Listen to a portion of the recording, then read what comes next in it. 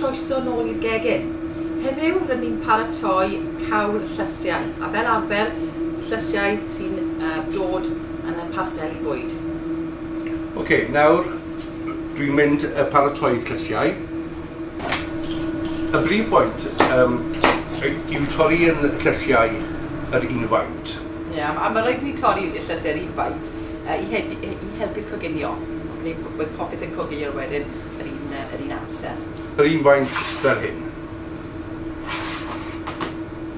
Ok? Da iawn. Wel, mae Dev wedi bod yn brysur yn paratoi'r llysiau. Gweithio'n galed. Da iawn, Dev. Diolch, Hayley. Na gyd ni'n neud nawr. Mae'n hawdd iawn yn addon.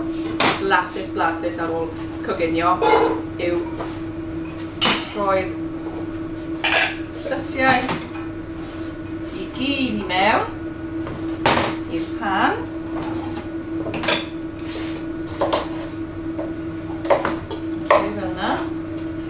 Tatws. So mae popeth i mewn. Ddŵr nesa, jyst llenwi'r pan. Ie.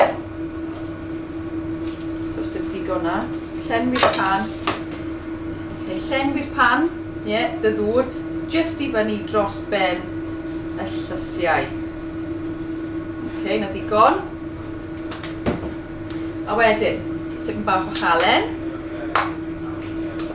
Dyw Dev ddim yn hoffi defnyddio lot o halen, ond tipyn bach, gallwn ni. A wedyn bwlion.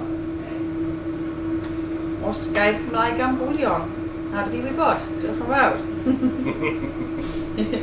1, 2 llwy o bwlion. A'n gyd i'n gwneud nawr.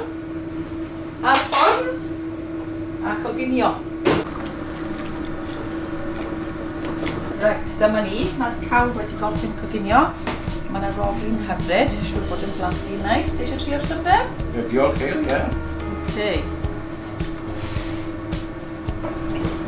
Da iawn. Ti'n meddwl?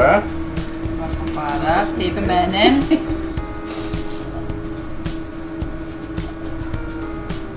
Diolch yn fawr iawn.